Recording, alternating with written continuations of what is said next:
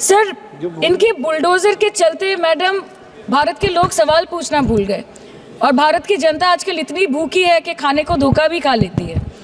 Madam, Bharat में एक middle class जो एक साल पहले एक वेजिटेरियन थाली 100 रुपये में खाता था, आज वही वेजिटेरियन थाली 152 रुपये की हो गई। टमाटर की कीमत 247% बढ़ गई, आलू की कीमत 180%, लहसुन 128% और तेल, नमक, आटा, मैदा 18%।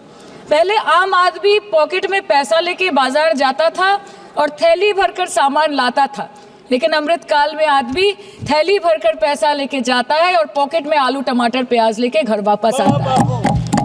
सर, माननीय वित्त मंत्री ने पहले कहा था कि बहुत हो गई महंगाई की मार, अब की बार मोदी सरकार, और आज उनके विचार में inflation is an international problem, महंगाई एक अंतर्राष्ट्रीय समस्या है। तो विश्व गुरु, विश्व बंधु इस अंतर्राष्ट्रीय समस्या का समाधान क्यों नहीं कर पा रहे हैं?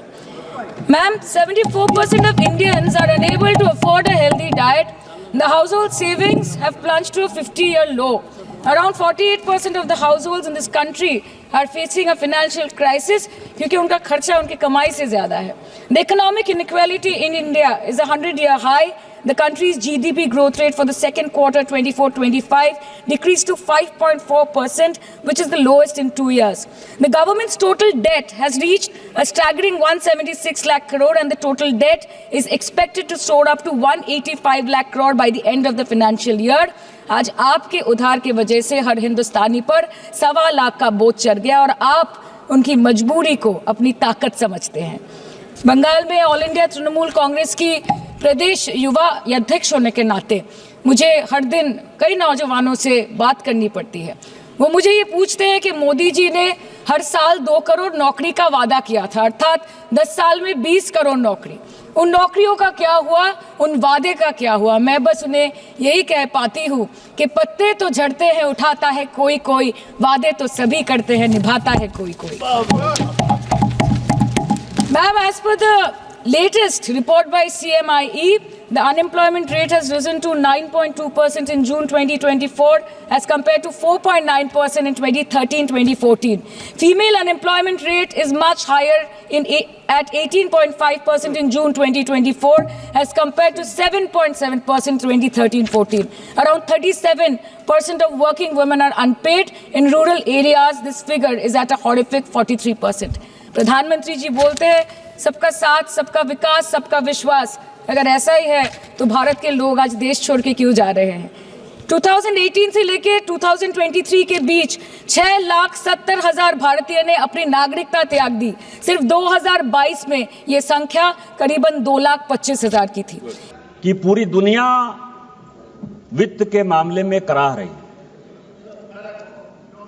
अमेरिका हो, यूरोप हो, यूके हो, पूरे दुनिया की इकोनॉमी हिली हुई है। सभी जगह करंट अकाउंट डेफिसिट का मामला चल रहा है। इवन अमेरिका जैसे देश में भी ट्रंप यदि टैरिफ की बात कर रहे हैं या कह रहे हैं कि बराबरी का टैरिफ हम पूरी दुनिया में लगाएंगे, इसका कारण यह है कि यूएस जो अपने आप को वर्ल्ड का नंबर 1 हमेशा मानता है, मानता रहता है, उसकी इकोनॉमी हिली हुई। लेकिन पूरी दुनिया भारत की तरफ देख रही है, चाहे आईएमएफ का रिपोर्ट हो, चाहे वर्ल्ड बैंक का रिपोर्ट हो, चाहे किसी का भी रिपोर्ट हो, इंडिपेंडेंट रिपोर्ट हो, चाहे कांग्रेस के हमारे मित्र बोल रहे थे उनकी खुद की रिपोर्ट हो, वो सब ये कहती है कि भारत एक ऐसा सितारा बनकर उभरा है जिसने कि पिछले 10 साल में दुनिया को मात देते हुए अपने आप को वर्ल्ड की नंबर 3 इकोनॉमी की तरफ अपने आप को खींचा। 2014 तक, और ये पूरे सदन को जानने वाली बात है कि 2014 तक भारत की इकोनॉमी केवल और केवल 2 लाख करोड़ की थी, 2 लाख करोड़ डॉलर की थी। आज वो 10 साल में 4.5 लाख करोड़ डॉलर की है। ये पूरे सदन को और पूरे देश को जानने वाली बात है कि केवल जो है $2 ट्रिलियन की इकोनॉमी 2014 तक 70 साल में आपने इस देश को $2 ट्रिलियन की इकोनॉमी दी और हमने 10 साल में उसको लगभग 4-4.5 करोड़ ट्रिलियन डॉलर में जो है पहुंचा दिया है। क्या है आपको दिखना नहीं आता? नहीं देखे। अभी कई एक लोगों ने कहा कि 35% जो यहां के अमीर आदमी हैं उन्होंने अपनी नागरिकता बदल ली, किसी देश में चले गए। थरूर साहब, आप तो बहुत दिन विदेश में रहे हैं। डॉम टैक्स के बाद यूके का क्या हाल है? 50% लोगों ने, अमीर लोगों ने वहां का जो है नागरिकता छोड़ा है। 50% लोगों ने, वो दुबई के नागरिक हो रहे हैं, वो सिंगापुर के नागरिक हो रहे हैं, वो बनातू के नागरिक हो रहे हैं, वो जितने टैक्स हेवंस हैं उनके नागरिक हो रहे हैं।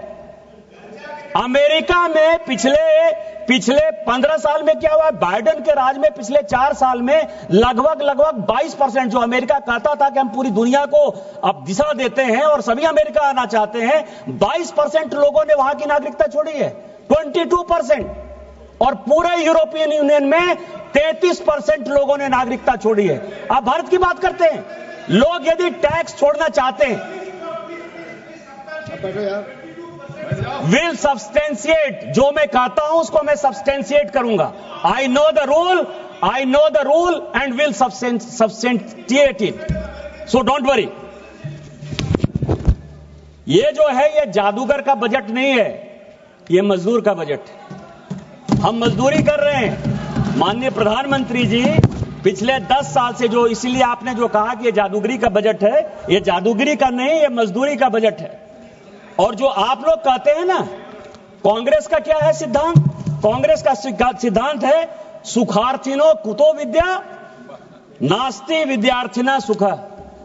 जो सुखी आदमी हैं, जो इनको हरा हरा चीज दिखाई देता है, उनको कभी विद्या नहीं होती। आप लोगों को कभी ज्ञान नहीं होगा मुझे लगता है, क्योंकि आपको मोदी का विरोध करना है। एक पॉइंट एजेंडा है कि सरकार की सभी चीजों का आपको विरोध करना है, और उस विरोध में आपको कोई चीज अच्छा नहीं दिखाई देगा। मैं आपको बता रहा हूं, जब हमारी सरकार बनी 2014 में, टैक्स जीडीपी रेशियो क्या था? टैक्स को आप यदि कैलकुलेट करते हैं पूरी दुनिया में या देश में, तो सबसे पहला होता है कि टैक्स जीडीपी क्या था।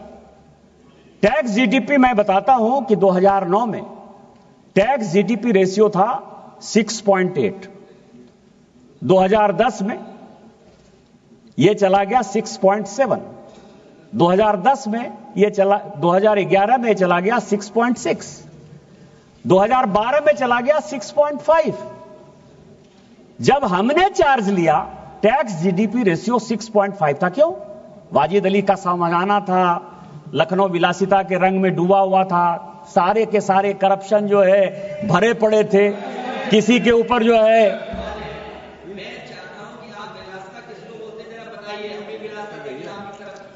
अध्यक्ष महोदय,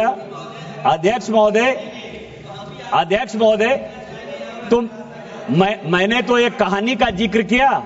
उस कहानी में वाजिद अली शाह लखनऊ के नवाब हुआ करते थे, और उनके ऊपर जो कहानी लिखी गई वो कहा गया कि आज टैक्स जीडीपी रेशियो लगभग 11.7% पर है।